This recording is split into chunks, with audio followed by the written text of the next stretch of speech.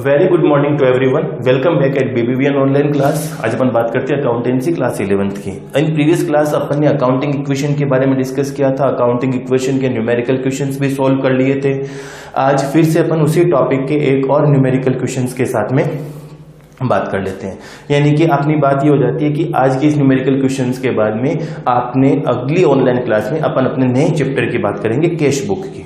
तो आज वापस अकाउंटिंग इक्वेशन के एक नए न्यूमेरिकल क्वेश्चंस के साथ में बात करते हैं। देखिए क्वेश्चंस अपनी बुक के अकॉर्डिंग दिया हुआ है। सबसे पहले अपने को करना क्या होता है, इधर अपन लिख लेते हैं ट्रांजैक्शंस,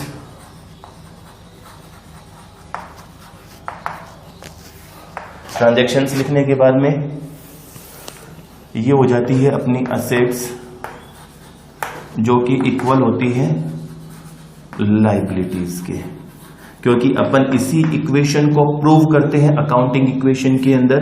मैथमेटिकली रूप से इसको रिप्रेजेंट करते हैं, इसको प्रूव करते हैं कि जो इक्वेशन हमारी होती है असेट इक्वल होती है लायबिलिटीज के, यानी कि बैलेंस शीट अप्रोच भी बोलते हैं, बैलेंस शीट इक्वेशन भी बोलते हैं इसको। उसी को मैथमेटिकली रूप से प्रूव करना है, रिप्रेजेंट करना है। पहला ट्रांजेक्शन इसने दिया है क्वेश्चन में अपने पास में कि business started with cash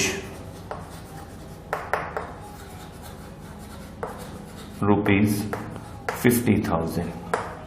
upon journal entry क्या करते हैं, बिजनेस स्टार्टेड विथ कैश ₹50,000। क्या जर्नल एंट्री करते हैं, cash account debit to capital account, यानी कि असेट्स का बैलेंस हमेशा क्या होता है, डेबिट होता है, और लायबिलिटीज का बैलेंस हमेशा क्रेडिट होता है। अपन ने डिस्कस किया था। तो अपन एक और नई इक्वेशन बोल देते हैं, इसी इक्वेशन को अपन इस वे में भी बोल देते हैं कि डेबिट ऑलवेज इक्वल होता है क्रेडिट के। बहुत स्टार्टिंग से अपन इस चीज के ऊपर डिस्कशन करते आ रहे हैं। यानी कि यहाँ पर असेट साइड में तो आपके पास में आ गया कैश, कितना है 50,000, और लायबिलिटी साइड में आ गई आपके पास में कैपिटल, कितनी है 50,000। हमारी पहली इक्वेशन कंप्लीट हो गई, अंडरलाइन कर देता हूं मैं इसके नीचे। सेकेंड ट्रांजैक्शन की जब बात करते हैं तब अपन बात कर लेते हैं सेकेंड ट्रांजैक्शन के अंदर कि salaries paid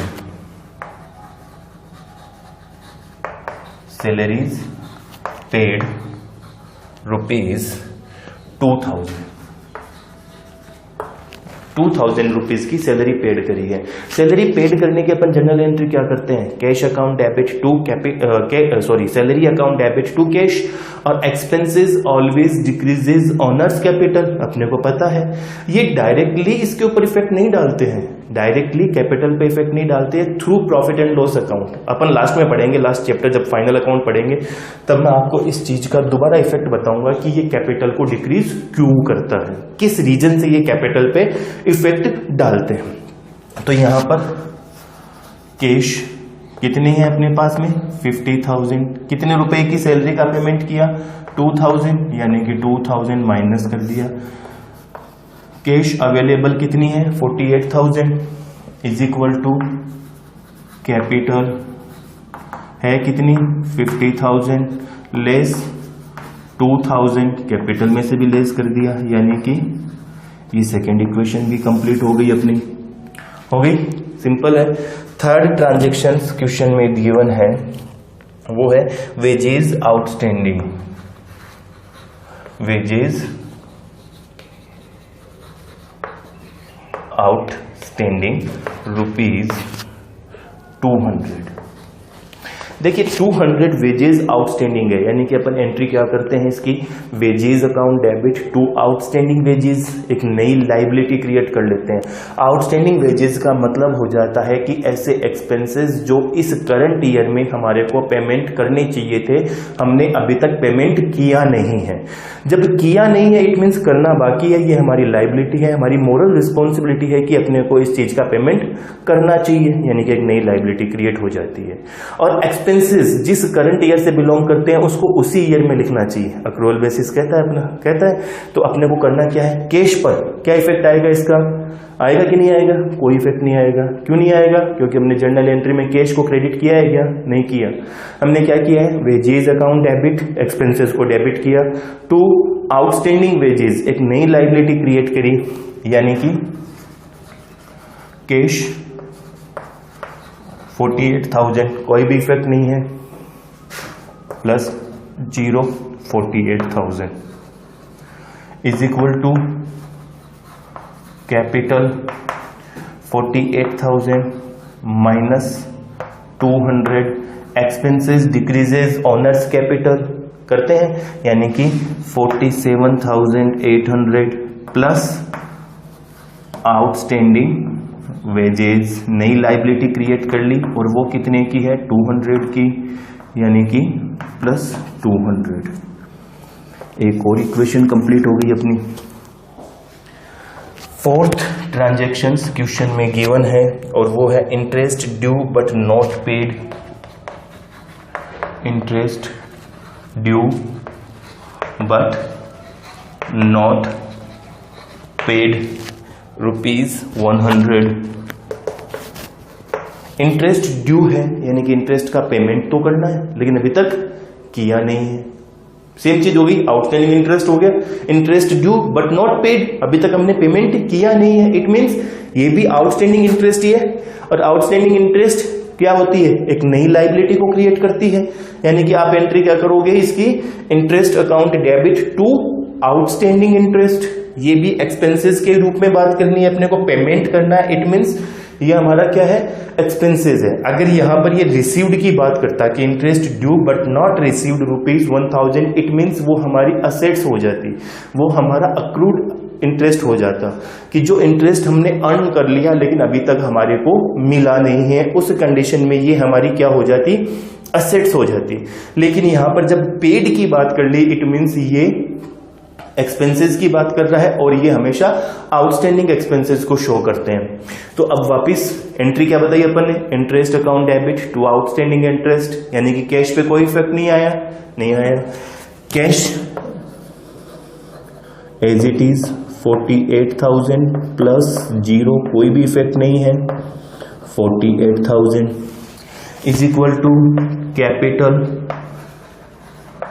47,800 minus 100, 47,700 plus outstanding wages plus 200 plus 0, यानी कि ये 200 plus outstanding interest plus 100 plus 100, यानी कि ये अपनी क्या हो गई?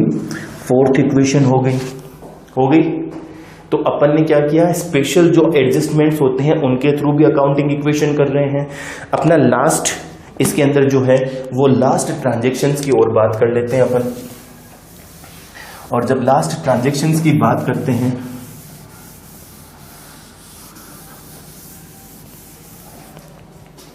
तो देखिए लास्ट ट्रांजैक्शंस 5th नंबर का क्वेश्चन में गिवन है, रेंट पेड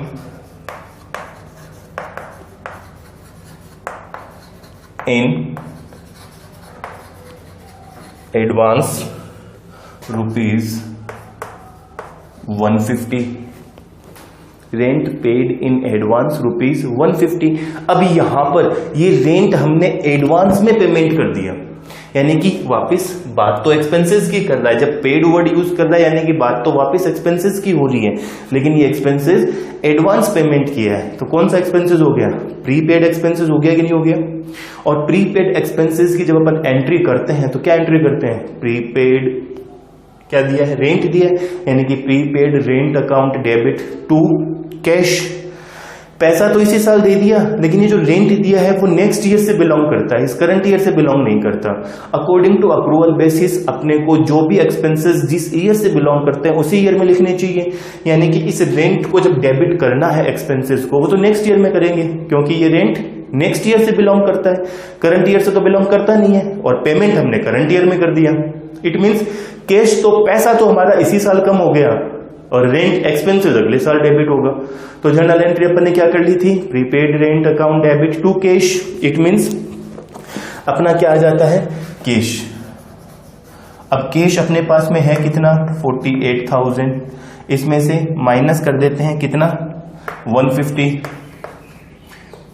तो ये हो जाता है अपना 47,850 प्लस प्रीपेड रेंट, ये हमारी असेट्स बन जाती है। जब आउटस्टैंडिंग एक्सपेंसेस लाइबिलिटीज होते हैं तो प्रीपेड एक्सपेंसेस असेट्स होंगे, यानी कि plus 150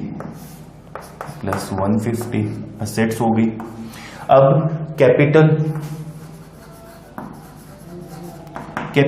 expenses decreases capital honours capital, but ये एक्सपेंसेस इस करंट ईयर के तो है ही नहीं है। इट मींस ये इस साल कैपिटल को डिक्रीज नहीं करेंगे, ये नेक्स्ट ईयर आने वाले साल में इस कैपिटल को डिक्रीज करेंगे, करंट ईयर में नहीं करेंगे। करंट ईयर में जब नहीं करेंगे तो हमारी कैपिटल है कितने की, 47,700 plus 0 is equal to 47,700 plus outstanding wages plus 200 plus 0, 200 plus outstanding interest plus 100 plus 0, यानी कि प्लस 100।